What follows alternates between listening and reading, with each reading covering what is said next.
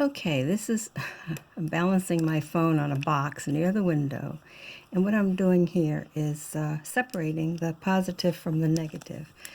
I just bought a Curio, and I years ago I stocked up on Dollar Tree foam, and as you can see, this foam is very thin, maybe half a millimeter. I'm not really even sure, but it's much thinner than the craft foam that you buy for other projects. I did stock up on it. I hope Dollar Tree still carries it, but I cannot be certain, but it's very thin. So what I do is I find a design I like, and this one I found out on the internet, and I decided I would set up the machine. I'm not going to cover that here, but when it comes out of the machine, it looks sort of like that. And before I take it off, I cover it with packing tape. Then I carefully remove it. Now the other side, at this point, does not have the packing tape on it, so I have to use the spatula and make sure that all the little bits and pieces stay in their proper places. But I separate it from the mat, and then I apply tape to the other side. So what I'm doing now is separating the positive from the negative. So I have one design here. I'm making them really small because I'm using them with polymer clay, maybe jewelry bits. And I love this pattern. So I've got the positive. This would be like a rubber stamp. This side would make an indent into the clay. This side here would look just like this side with the pieces raised up from the clay, which is really what I like most of all. Everybody seems to be able to impress the clay with a rubber stamp, but what I like to do is create the raised images. I want it to look like this. And you don't always find that in stamps. So when making my own, it's very inexpensive, except for the buying a machine. And you can do this on a Cameo as well, so you don't have to have the Curio.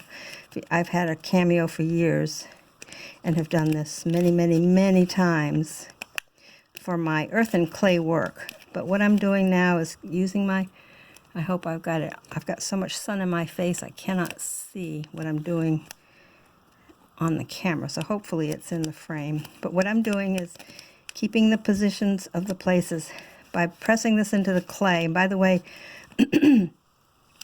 this foam does not stick to the clay, which is another added advantage. It's not like a rubber stamp and some other products that stick to the clay. This does not. If you feel a little bit wary about that, you can just spray it a little bit with water or whatever you use. Now what I will do, since the packing tape is sticky at this point, when I get it all separated, I will take a little brush and some baby powder or cornstarch, and once I make sure these bits are adhered to the packing tape really well, I will put the powder cornstarch down so that the sticky bits in between do not pick up the clay, which it would if I didn't do that. So that's all you have to do, and then they stay pretty much forever. I mean, I've used them so often. I love this pattern, and it's separating really nicely. Now, when I get down to the bottom, you'll see, I don't know if the rest of it did. I resized it. That's the one thing nice about making your own. You can make them any size you want. I'm not sure what I'm doing down in here. Let's see. One thing, if you make a mistake and it's left on this side, you can just scooch it back and then make sure it sticks to the place it needs to be. But your thumbnail is probably your best tool in this application. So I'm pretty much done with the one, and this is probably, maybe 4.5 inches. So it's not very big. And there's a piece down here I missed. Just slide it in there. And I have this piece ready to go. So now, and I can cut this, and I've got the piece on this side, the piece on this side. But what I did is this Let me just cut this off. It'll probably be a little bit easier. And what I want to do now is to see if the smaller versions worked. So here I go. What I want to do is start separating the bits. And if you indent it with your fingernail as you're doing this, which is almost impossible not to do, not to worry, it springs back to its original form. And really, if you think it looks like a real mess, and then you roll it in the clay, you will be truly surprised at the image that you get. Sometimes I have been thinking, oh, I just should throw this in the trash when I'm done because it didn't turn out really well. It didn't look like it did. I roll it on the clay and there you go. It's just pretty damn wonderful. So I made a real tiny one. This one's probably just an inch. It's the same pattern, but it's an inch, maybe. I'll see in a minute. I don't want to stop while I'm doing this here. And yeah, I think this piece goes right in there.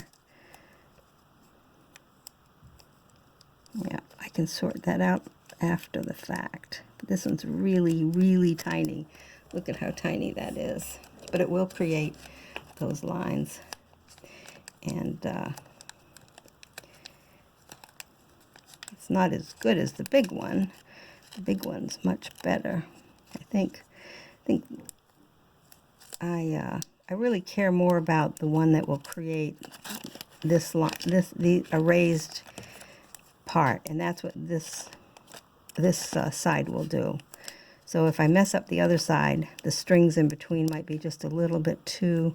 See, there's some little tiny bits that need to be coaxed out and put in there. And if I can't do it now, I'll do it. I'll just replace those. I'll put those in there when I get it all off. I knew this one was going to be very tricky because it's so small and tedious to do, but you never know. See how it's working? You think that's going to be terrible, but it'll truly be amazing. The other side, not so much, but I'll bet once those pieces relax. I need that one. I need that one. I may have to get that little piece out of there when I'm done and put it in where it needs to go. Yeah, see that? And this one here, I think if I can get it adhered right in there, that'll do. Anyway, I just wanted to show you how you separate these little babies. This one, I have a medium one. This is the smallest one. This is the one that I wasn't sure was really going to work. And what I do is I just set these aside into a place where I won't lose them.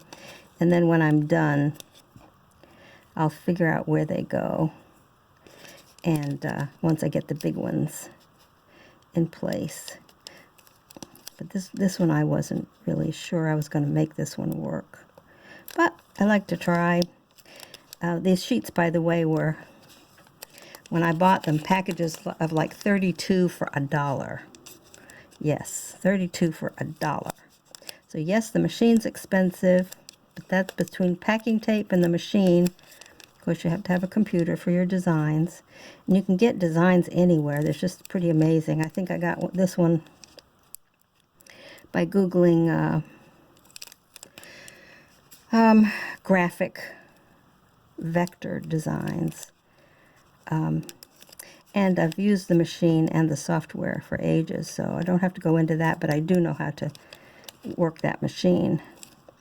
And this new machine I got because it's quieter. I've had the other one for a very long time. This one is a little bit quieter. Takes a little more getting used to because it's a little different hardware. But I just got it and figured out how to make it work.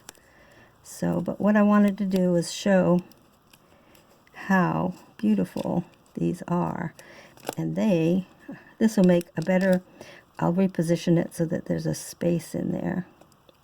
See that? I need to have a little line. But when and there's one in there I'll probably straighten out. And here's another one I can capture. There's a couple more here, here, and here. I'll dig those out later. But now I have one more to do. And this is the medium-sized one. And here we go. Just pulling that apart. And it's coming along a lot easier because the pieces are a little bit bigger. But you'll be surprised at I've left a couple small ones in there. I'll go back and get those after I'm done getting most of these bigger ones out. What you can do is just, before you put the powder on, put these back together again gently, but not enough so that the big pieces will adhere. And then you can figure out where the small bits might go.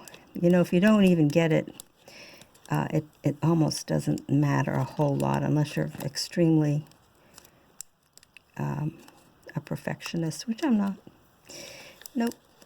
That little piece probably should go in there, but I may pull it out because I don't think it is right.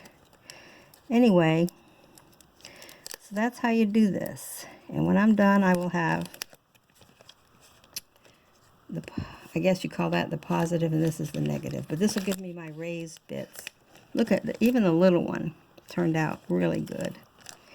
And this one here, now I'm just trying to make this one work. Sometimes when you get tired of doing it from one end, you can just go and do it from the other end. It's actually a little easier. However it works. Like I said, the thumbnail is the best tool. 2 thumbnails would work. See, right there, separating them.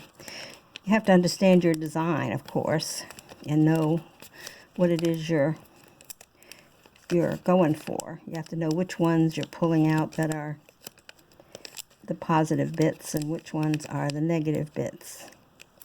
But it becomes apparent once you start doing this. See, you want to have a little space in there to create those lines. Here's another piece that needs to come out, and this one. Yeah, I will move that. I will move that over, because you really, in this design, you just want to, yeah, right like that. See, because I really want that indentation to create the raised bits. And all right, well, not to bore you too much with this. Ooh, I'm burning up here in the sun in the window too. This nice cool day outside. I probably should have the window open. But anyway, I just wanted to show you. It's a bit tedious, and maybe you're not going to be as crazy as I am and go for something that small. But look at how, you'd be surprised how that's going to look, though. Just when I have thought, well, I should throw it away, it looks like a piece of mess, I go and roll it in the clay, and oh, very surprised I am. See, there's a couple of pieces that are missing in there. Yeah, I'll get these out. I'm almost done, actually. See, there we go. A couple of pieces in the middle. There's one there. Like I said, I'm making indentations with my fingernail as I pull it and press. But that pops out. Just sitting a couple of minutes and it will pop out.